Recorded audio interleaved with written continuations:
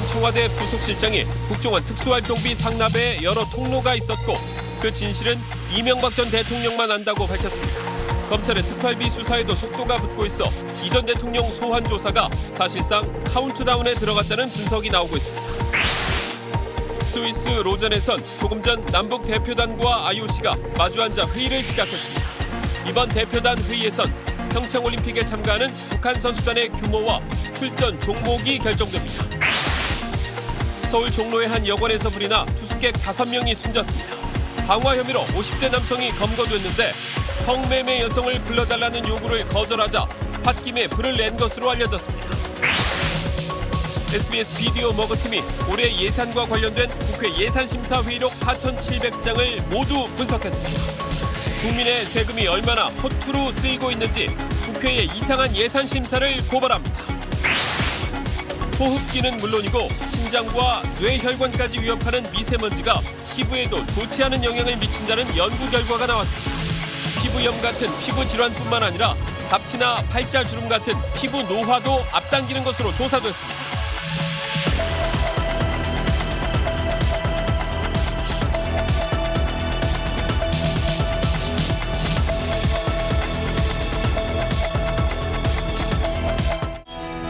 공기청정기가 도로 위로. 내일을 바꾸는 현대수소 전기차. 여러분 안녕하십니까? 이명박 정부에서 청와대 부속실장을 지낸 김희중 씨가 당시 국정원 돈을 받는 통로는 2곳이었다고 말했습니다. 검찰은 상납 통로가 더 있었을 것으로 의심하고 있습니다. 김희중 씨는 또 모든 걸 알고 있는 사람은 단 한 사람이라며 사실상 이명박 전 대통령을 지목했습니다. 박원경 기자가 보도합니다.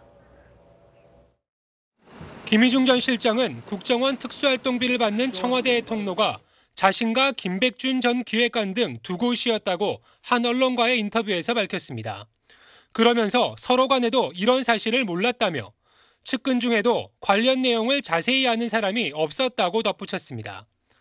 하지만 국정원 특수활동비 5천만 원을 받은 혐의로 구속된 김진모 전 비서관은 지난 2011년 당시 신승균 국정원 국익전략실장에게 돈을 요구한 걸로 확인됐습니다. 김 전 실장이 말한 2곳 외에 특수활동비를 받는 별도의 통로가 있을 수 있다는 얘기입니다. 김주성 전 국정원 기조실장이 이명박 전 대통령을 독대해 국정원 돈이 청와대로 가는 게 문제가 될 수 있다고 했던 건 이렇게 청와대 여러 곳에서 중구난방식으로 특수활동비를 요구했기 때문이 아니냐는 분석도 나옵니다.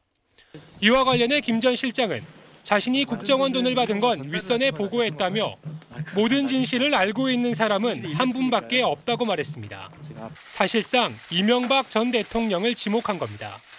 그러면서 김 전 실장은 이 전 대통령이 국민에게 사과하고 용서를 구하는 게 최선일 거라고 말했습니다. SBS 박원경입니다.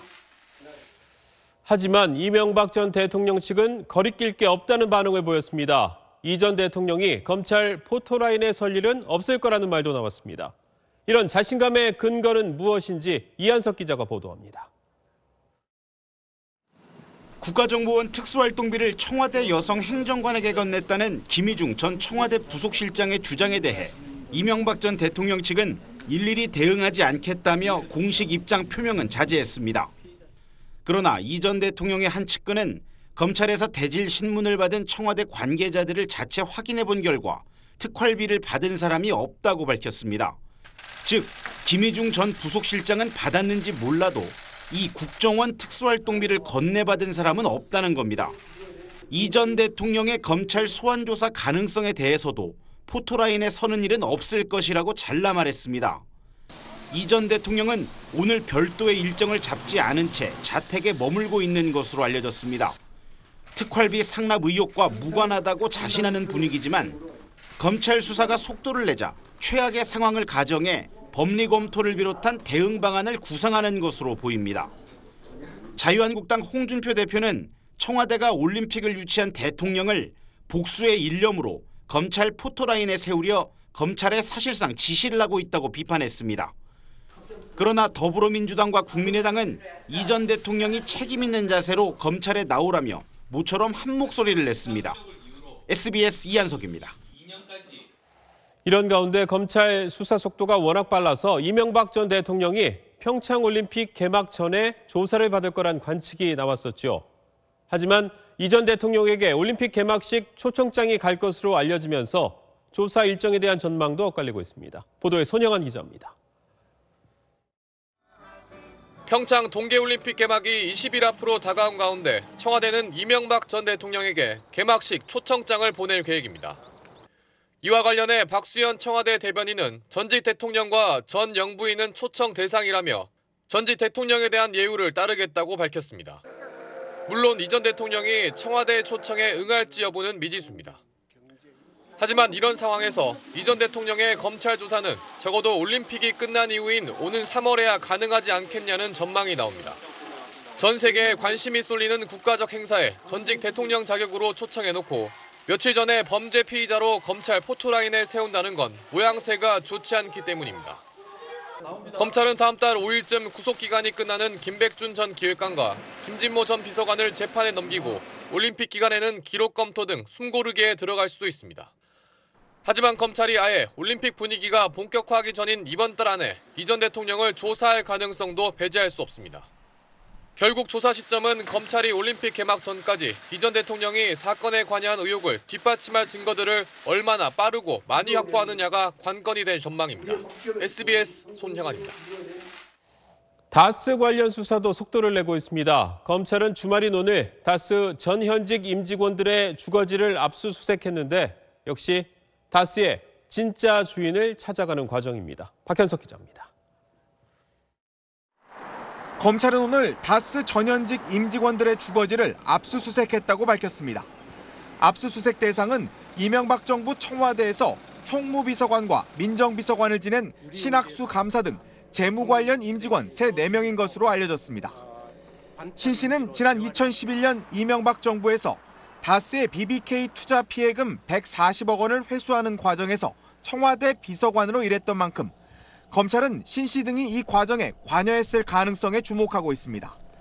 다스에서 18년 동안 운전기사로 일한 김종백 씨는 신 씨 등이 주로 청와대 민정수석실의 다스 담당자와 이야기했다고 주장했습니다.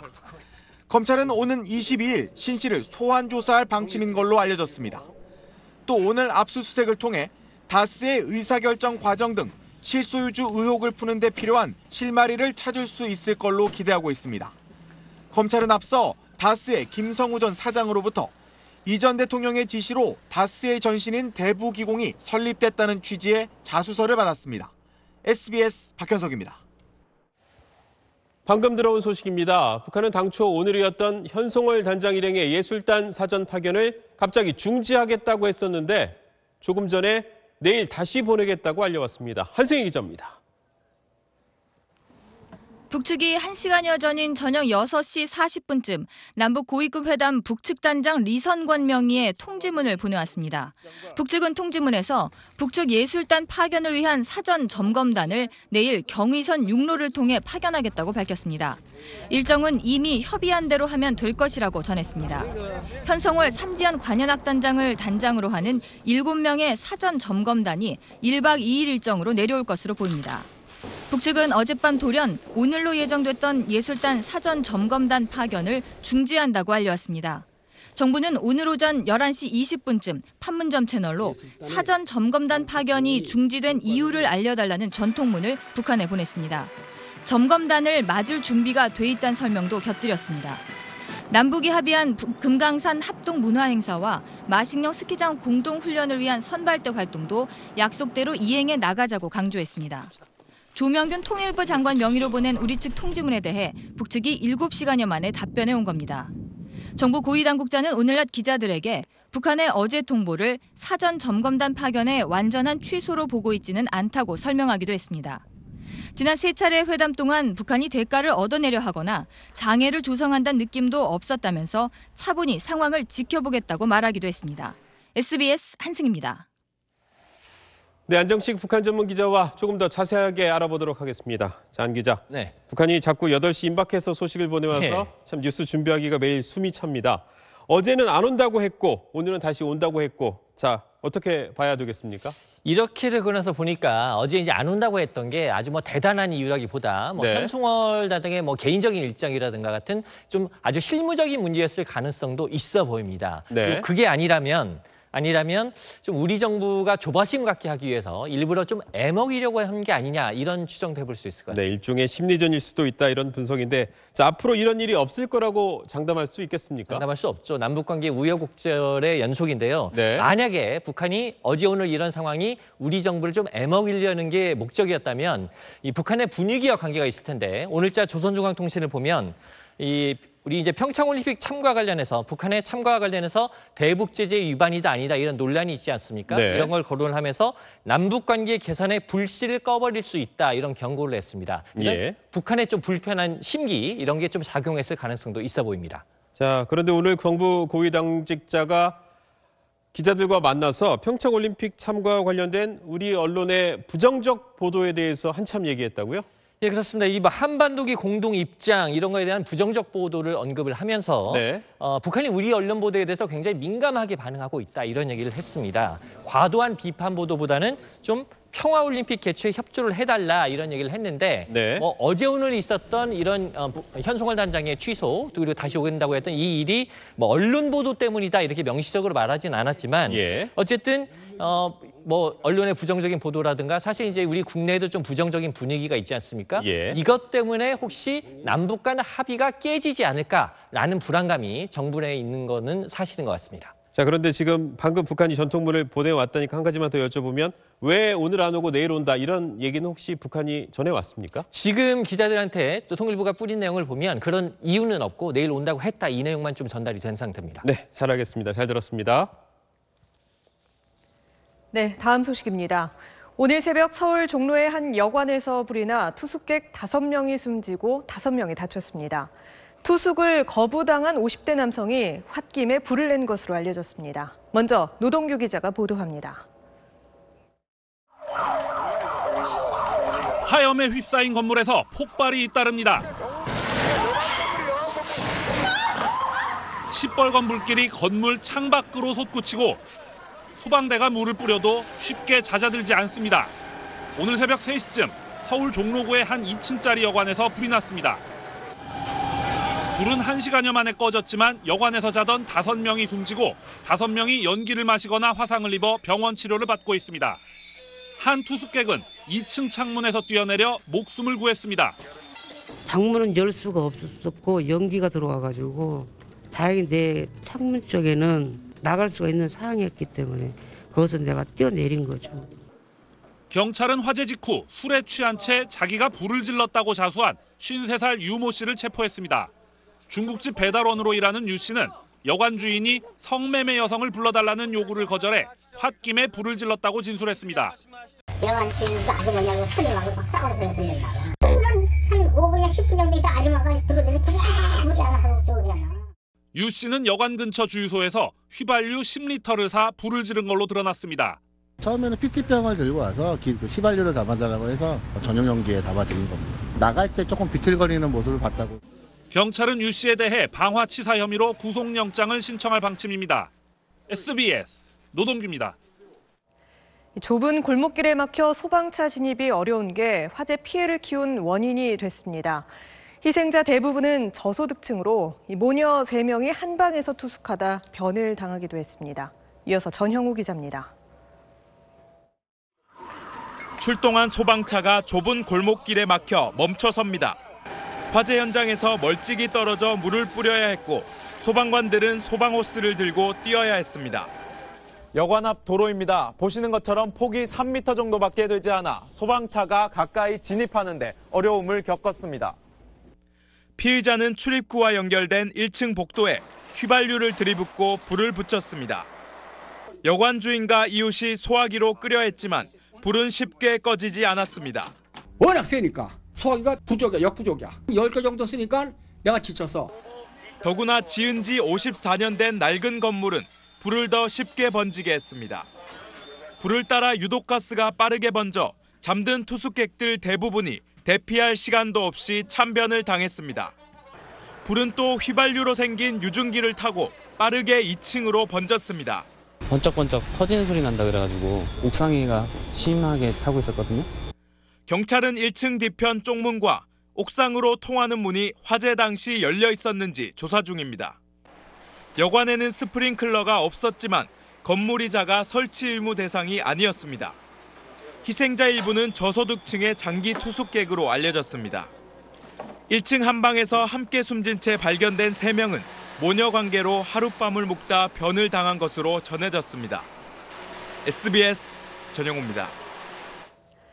주말 바다에서도 사고가 잇따랐습니다. 바다 수영 축제에 참가했던 60대 남성이 숨졌고 문어잡이를 하던 선원은 바닷물에 빠져 실종됐습니다. 한상우 기자입니다. 천여 명의 참석자들이 수영복 차림으로 바다에 뛰어들었습니다. 올해로 13회째를 맞는 거제 국제펭귄 수영축제입니다. 이 축제에 참석했던 64살 남성이 출발 신호 직후 물에서 허우적거리다가 구조돼 병원으로 옮겨졌지만 숨졌습니다. 당시에는 의식도 있었고 의사소통도 가능한 상태였답니다. 최종적으로 병원에서는 사망을 하셨고요. 병원에서는 저체온증으로 추정된다 말씀을 하셨다고 합니다. 사고 당시 거제 지역의 수온은 13.8도였습니다. 해경은 정확한 사고 경위를 조사하고 있습니다. 부산 태종대 근처 갯바위로 구조정이 다가갑니다. 바다로 뛰어든 구조요원이 40대 여성을 구조합니다. 오늘 아침 8시 반쯤 부산 영도구 태종대 등대 근처 갯바위에서 40대 여성이 고립됐다가 구조됐습니다.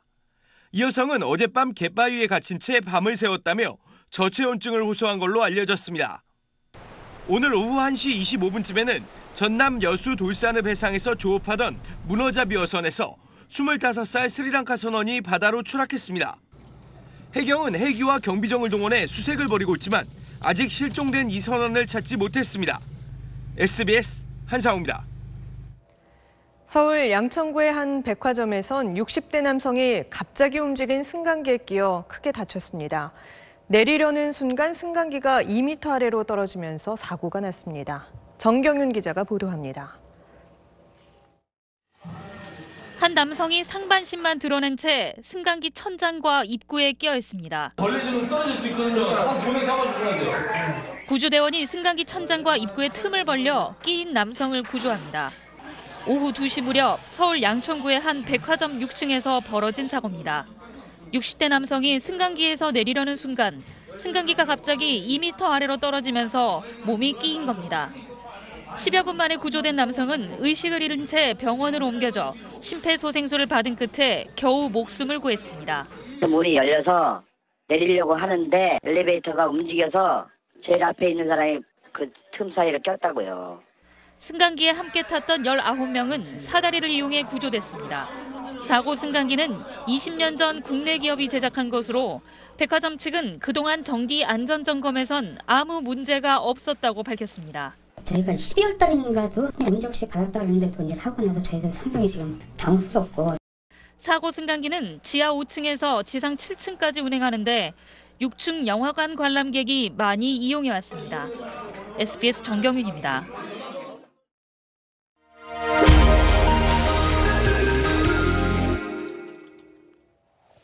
SBS 데이터 저널리즘 팀 마부작침과 비디오 머그가 국회 예산심사회의록 4,700장을 한 장 한 장 다 읽어봤습니다.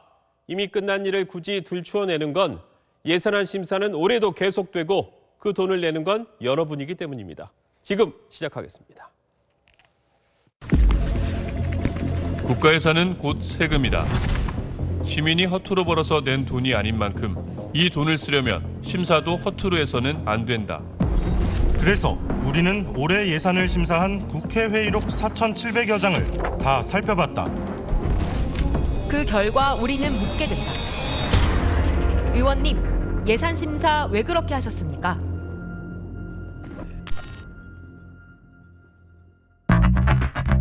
지난해 11월 13일 국회 운영위 예산심사소위 회의록.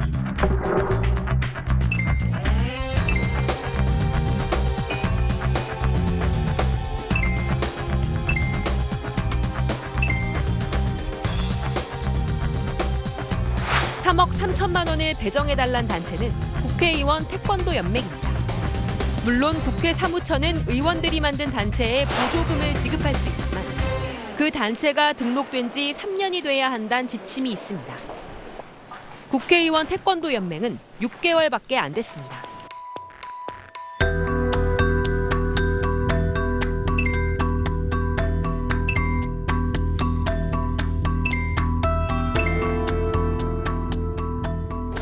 결국 예산 소위는 의원 태권도 연맹에 1억 1천만 원의 예산을 배정했습니다. 저희 인터뷰 안 한다고. 저희 인터뷰 강제하시면 안 되잖아요. 안 할 거예요.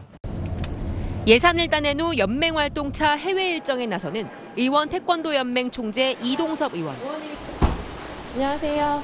의원님이 저를 너무 안 만나주셔가지고 너무 무리한 것 같아요. 저희가요? 저희 의원실을 거쳐서 공식 인터뷰를 몇 번씩 요청드렸는데 절차는 지킬 만큼 지킨 것 같은데요. 근데 원래 국회에서 보조금 지급할 때는 그 등록 법인이 3년 동안 활동을 한 실적을 바탕으로 지급이 근데 되는 그게요. 걸로. 나는 잘 몰랐는데 3년 2분간에 6개월인간에 국가에서 필요한 애국하는 마음으로 하는 것은 해야죠. 그러니까 국익 차원에서 얘기하는 거잖아요. 애국하는 마음으로 한 거예요. 그거 가져와서. 국회 사무처는 예산안이 통과된 지 정확히 이틀 뒤 보조금 지급 지침을 완화해 제한 기간 3년을 없앴습니다.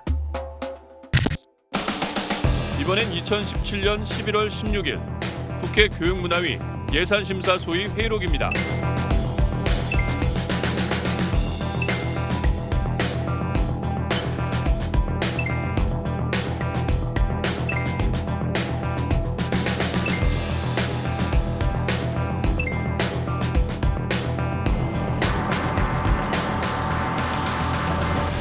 법률적 근거가 없는데도 예산 확보를 강하게 주장했던 이종배 의원을 찾아서 충북 충주에 왔습니다. 서울에서 만날 수 없어 지역 사무실을 찾아갔지만 헛걸음. 전화와 문자에도 답이 없었습니다. 안녕하세요. 그 SBS 비디오 모그 팀인데요.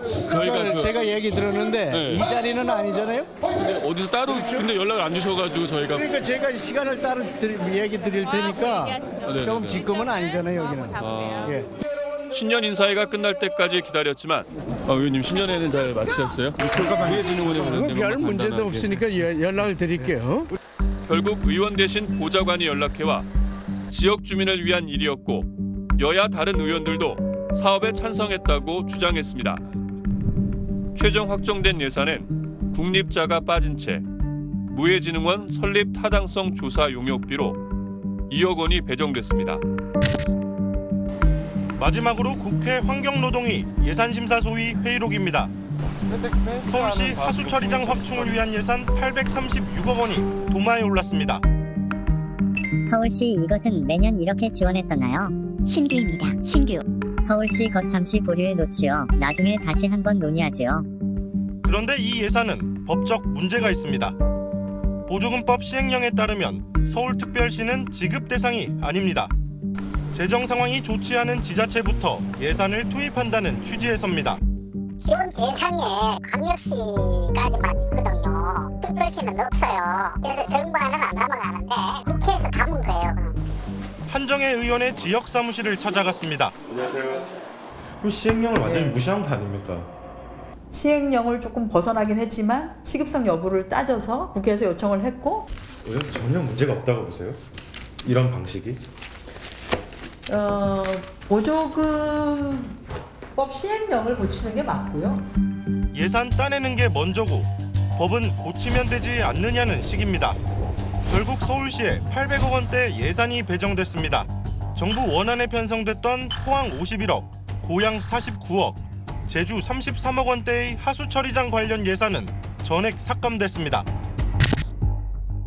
이처럼 공개된 국회 회의록을 통해 문제점을 파악할 수 있는 예산도 있지만 회의록에도 없이 편성된 예산도 51건에 이릅니다.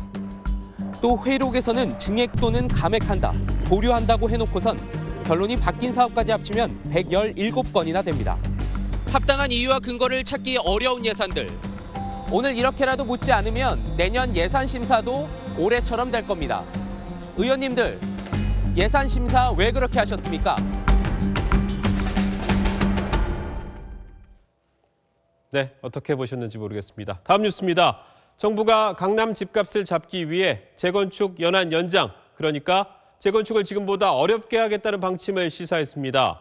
시세 안정 효과는 있겠지만 풍선 효과 같은 부작용이 있을 것이란 걱정도 나오고 있습니다. 이강 기자가 취재했습니다.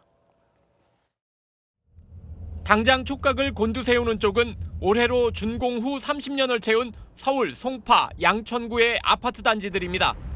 이미 과열 조짐 속에 단속을 우려한 중개업소들이 단체로 문을 닫고 있지만 시세 위축이 불가피할 것이란 말들이 많습니다. 재건축을 때문에 이제 뭐 높게 살려고 했던 사람들은 좀 많이 실망스럽겠죠. 이제 현재 30년인 재건축 기준 연한이 일률적으로 10년 늘어나는 건 아닐 거라는 예상도 나옵니다.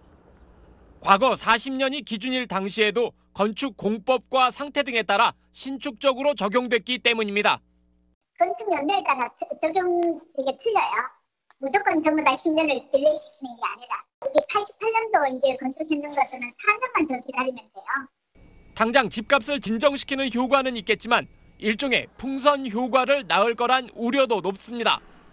여전히 높은 서울 아파트 수요가 다른 곳으로 몰릴 수 있다는 겁니다. 서울에 공급 부족으로 이어질 수 있다는 우려감이 표출되면 오히려 신축 아파트나 재건축 추진단지 쪽으로 수요가 더 쏠려서 가격이 오르는 부작용이 나타날 수도 있습니다. 이번 주 서울 재건축 아파트 가격이 1% 가까이 오르는 등 상승세가 여전한 가운데 정부 규제와 관련 발언에 영향이 확인될 다음 주 시세에 시장에 관심이 쏠리고 있습니다. SBS 이강입니다. 어린아이들이 성적인 행위를 할 때가 있습니다. 이걸 가리켜 유아의 성적 놀이라고 합니다. 지난해 한 상담센터에선 9살 이하 아동이 가해자로 지목된 성폭력 상담이 400건이 넘는데 대부분 이 성적 놀이와 관련돼 있습니다.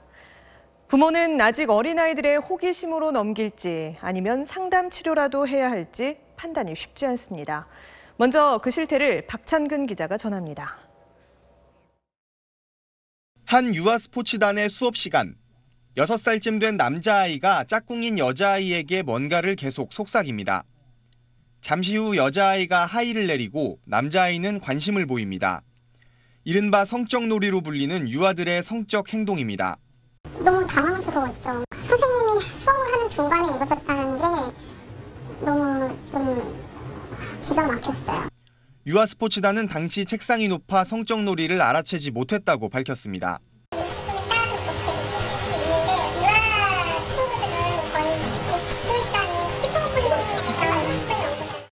부모들은 이런 성적 놀이가 같은 반에서만 한 해 너댓 차례 반복됐다고 말합니다.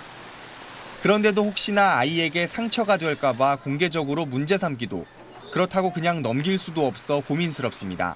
정말 싫거나 수치스럽거나 이런 감정이 생길 수 있을 것 같아요. 정말 트라우마처럼 남을까 봐.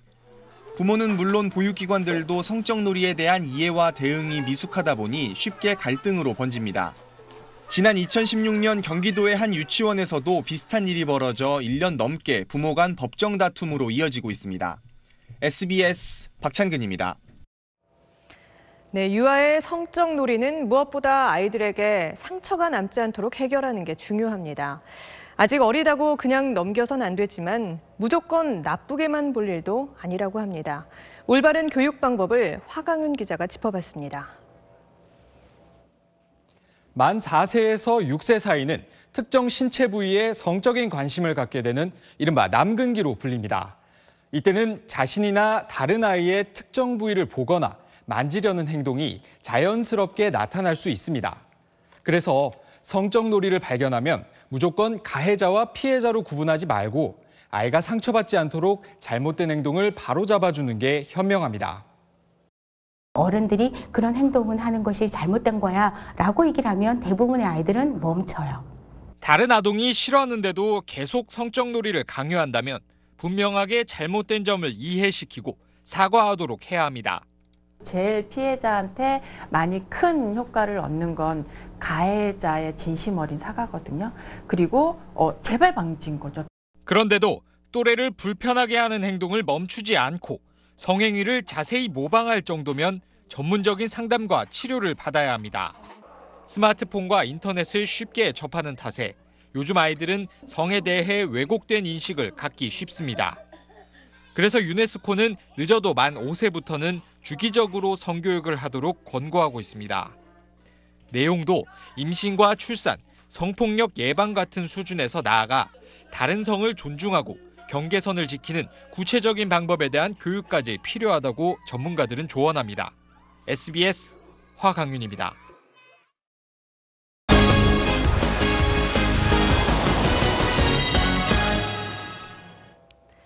미세먼지가 심장이나 뇌혈관을 위협해 사망률을 높인다는 사실 이미 잘 알고 계시죠? 그런데 이뿐만이 아닙니다. 미세먼지가 피부 속으로 들어가 피부 노화까지 앞당긴다고 합니다. 건강라이프 남주현 기자가 자세히 알려드립니다. 병원에 근무하는 41살 김진영 씨는 자극을 받으면 피부에 염증이 생기는 접촉성 피부염을 앓고 있습니다. 미세먼지 농도가 짙어지면 간지럽고 따가운 증상이 더 심해져 피부과를 찾습니다. 이번 주에도 그랬습니다. 그 미세먼지 농도가 높다고 하고 나서 그 다음날 아침에 일어났는데 얼굴이 막 오돌오돌 나고 엄청 가려운 거예요. 이렇게 미세먼지가 심한 날엔 아토피나 접촉성 피부염이 더 심해진다는 사람이 적지 않습니다. 피부 속으로 들어간 미세먼지는 염증 반응을 일으켜 습진 같은 피부 질환을 심하게 할 뿐 아니라 피부 노화도 앞당깁니다. 실제로 초미세먼지처럼 작은 물질이 모낭을 통해 피부 깊숙이 침투할 수 있다는 사실은 독일 훔볼트대 실험에서 확인됐습니다. 독일 연구팀이 특정 지역에 오래 거주한 70, 80대 여성 400명을 조사했더니 초미세먼지 농도가 가장 짙은 지역에 거주한 여성은 공기가 가장 깨끗한 곳에서 산 여성보다 이마와 뺨에 잡티가 생길 위험이 20% 정도 높았습니다. 입가에 팔자주름이 생길 위험은 4% 높았습니다. 미세먼지의 환경오염 물질들이 흡착해서 피부에 들어가게 됩니다. 그 피부 노화를 일으키는 물질들을 나오게 하는 수용체를 자극하게 되고요. 그로 인해서 노화가 발생하게 되는 것입니다. 미세먼지가 심한 날 외출할 땐 비비크림이나 파운데이션으로 피부를 보호하고 집에 돌아오면 피부를 깨끗하게 씻되 각질이 손상될 정도로 과하게 닦진 않는 게 좋습니다. SBS 남주현입니다. 종일 먼지 안개로 인해 답답한 하루였습니다. 내일도 대기 정체가 이어지면서 탁한 날씨가 이어지겠는데요. 특히 북서풍을 타고 미세먼지가 남쪽으로 이동을 하면서 내일은 남부지방의 미세먼지가 더 심해질 것으로 보입니다. 내일까지는 겨울치고 포근한 날씨가 이어지겠습니다. 그러다 다음 주 초반에는 강력한 추위가 밀려오겠는데요. 다음 주 화요일에는 낮 기온이 하루 새 10도 이상 내려가겠고 주 후반에는 서울의 아침 기온이 영하 15도 가까이 내려가겠습니다. 내일 아침도 안개가 강해지는 곳이 많겠습니다. 기온은 오늘과 비슷하겠는데요. 서울의 아침 기온은 영하 4도, 한낮 기온은 6도까지 오르겠습니다. 영동 지방으로는 건조특보가 이어지는 가운데 그 밖에 동쪽 지방으로도 점점 메마른 날씨가 이어지겠습니다. 다음 주 초반에는 전국 곳곳에 눈과 비가 내리겠습니다. 날씨였습니다. 북한 현송월 단장이 오늘 오든지 내일 오든지 날짜가 중요한 건 물론 아닙니다. 패션이 어떻고 가방이 어떻고는 더더욱 아니죠. 다만 남북 당국이 약속한 건 지켜야 하고 못 지키면 그 이유를 먼저 설명하는 게 순서가 아닐까요? 8시 뉴스 마치겠습니다. 고맙습니다.